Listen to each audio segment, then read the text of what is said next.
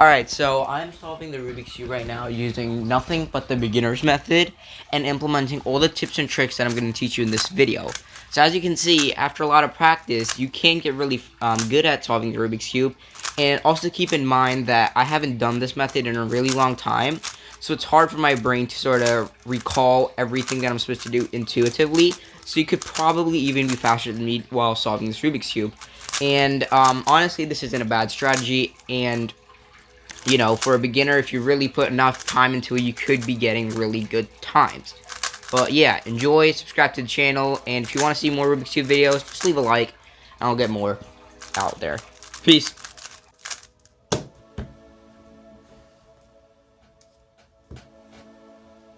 Alright, so obviously the first step is to know how to solve a Rubik's Cube. If you don't know how to solve a Rubik's Cube, I have a 3-part tutorial down in the description below. You can check that out, and you know, you'll be able to solve the Rubik's Cube. But this is pretty much shortcuts that will allow you to get a better time while solving the Rubik's Cube. So without further ado, let's begin. Opposites of algorithms. So if you have watched my how to solve a Rubik's Cube video, you would know that I did it in only 2 algorithms. And both of them were very similar and very easy to memorize. Up, over, down, over, up, over, down, over. And I told you that if you do this 6 times, you're going to get to the same spot that you were before. And 6. But now we could also do opposites of the algorithm. So if you have something that looks like this, you know, you could just do the opposite of the algorithm, which in this case would be, so let's just say we have the algorithm. Now in this case, it'd be U, R, U prime, and R prime. So it's not that hard to remember, and it's again similar to the previous one. Now, that is for the right-hand algorithm. For the left-hand algorithm, the opposite of this algorithm, L, L prime, U prime, L, U, would be U prime, L prime, U, and then L. So it's pretty much simple to memorize, but now I'm going to tell you when these are actually good to use. Because, to be honest, this is a lot easier to do than this. If I have the option to choose between which one I would rather do, the normal algorithm or the backwards, I would obviously go for the normal.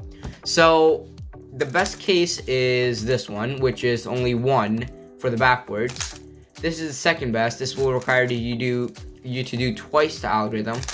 But once you reach this point where the white layer is on top, and it doesn't matter where this corner is because we're only looking at this algorithm right now.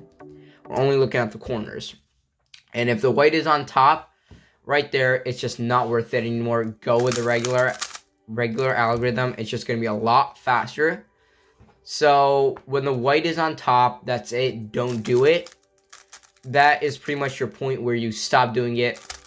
If white is on this side like this, don't do that backwards algorithm. And lastly, if white is like this, you would pretty much just be an idiot to do the backwards algorithm because it's one insert with you know, the normal algorithm. It's just a one insert. So you only pretty much have 2 times where you can use the algorithm. This and this are the only 2 times where you should use the backwards algorithm. Next up, we're going to focus on the cross and how to do the yellow side more effectively. Alright, so here's the only piece we're going to be focused on, and this is the only shortcut I'm going to tell you because pretty much this is the only one I have found. So the normal algorithm called for, you know, having this to be like this and then flipping it down and then doing your right hand algorithm. But in the shortcut, what I found was that if you hold it like this and then you bring down both of these, both layers, and then do your right hand algorithm normally, bring them both back, you'll solve the entire cross instead of having to go through, you know, first the line, then rotate, then the cross. So you just go directly to the cross. Obviously, I learned that from CFOB while doing it, but I thought it was pretty easy, so you guys can memorize that as well. There's no algorithm to it. It's just like a thing that can happen. Now, for this part, no matter what algorithm you used, it was heavily based on luck, and this was probably the worst part of the entire solve.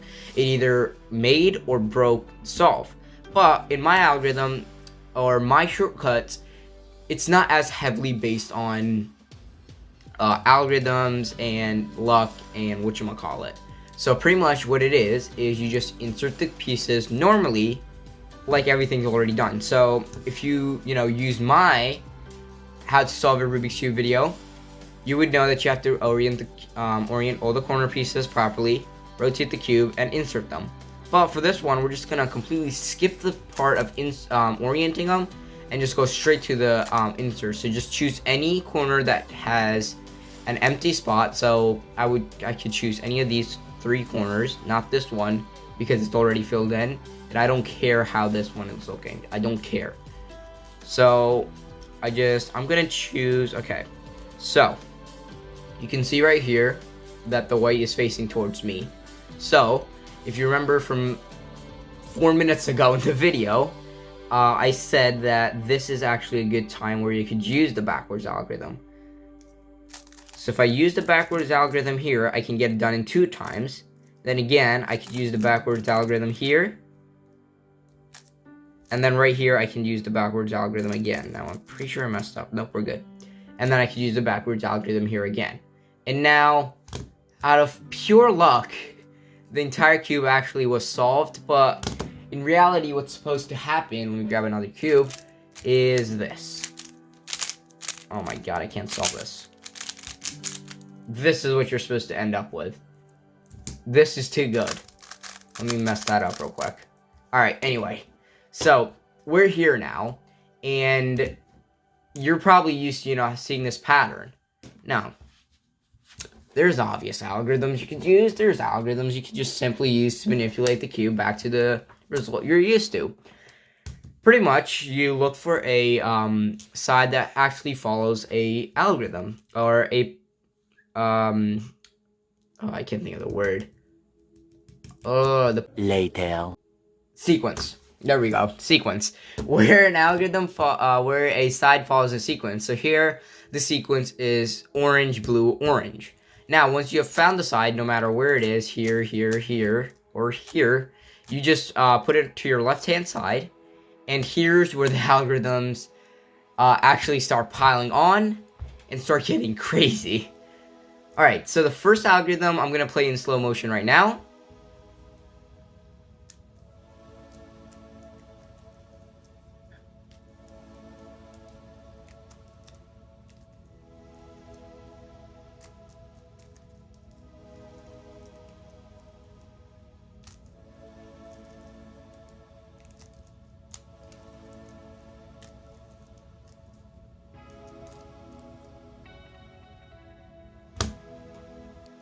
And as you can see, it is pretty crazy.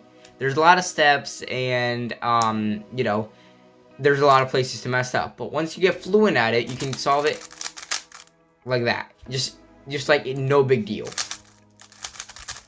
So that is the algorithm. Now I'm going to say what I'm doing as well as have cube notations all lined up over here. If you know how to read them, nice. If you don't, I probably will end up making a video on that as well, to be honest. But what you have to do simply is R.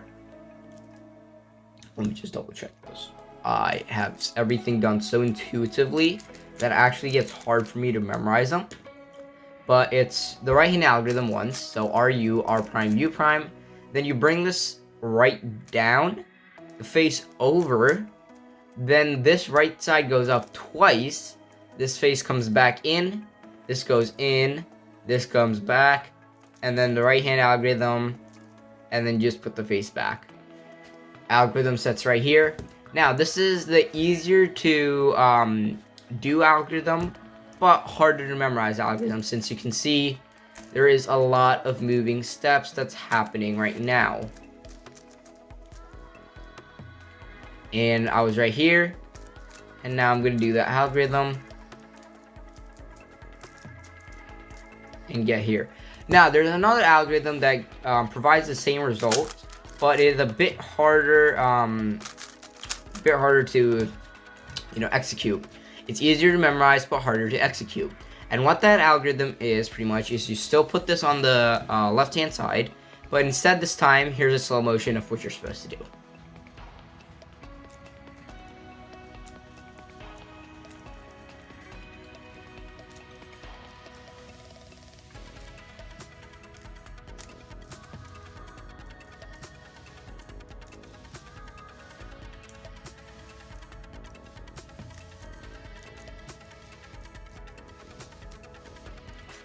You have to bring this side up once, then you bring the top layer over once, you bring this side up once, and then you bring this back and just put this right back to where it was, and then you bring this over twice, bring this down once, bring this over, bring the right up again, and bring the top over twice, and then just right back. And as you can see, it's following the pattern again. And so again, what that was is you put it the sequence on your left hand side, and then you bring the left side up once, you move the top layer to the left, you bring your right side up, then you bring your top layer back, and you pretty much just put the left side back to how it was. And then you take the top layer and you rotate it twice, you bring back the right layer, you rotate the top layer once left again, bring the right layer up, and then twice on the top layer, and then as you can see, it's following that similar sequence again. Now, what happens if you get a case that looks like this, where you don't see any sequences in the pattern? Now you may be like, oh, it's blue, blue, green, green, blue, and then it's red, red, orange. That's not it. That's not an sequence. There probably is an algorithm for that. I don't know it though. But pretty much you do the same exact thing you just did that, but you have to do it twice. So here's the algorithm that I really like. And I did it once. It got me to that. It got me to the solve side. Put it on my left. I do it again. And as you can see, it's that similar form. But you could, it also works with, you know, the other algorithm as well, where you do this and you get the one side that is solved, and then again you just solve it. But there is another algorithm that you can use to just bring it back one step. This is a bit more advanced, a lot more complicated, and mostly for tryhards. So if you really want to go that extra step, you can try solving this algorithm. Here's a slow motion.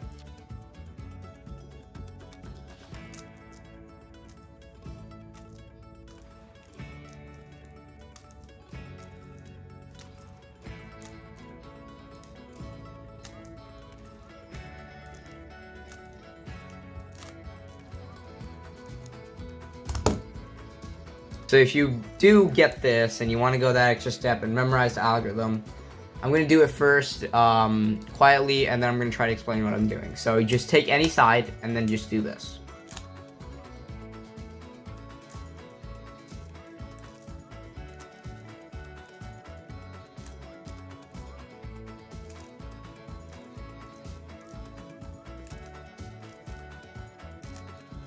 And as you can see, that gets you to a noticeable location.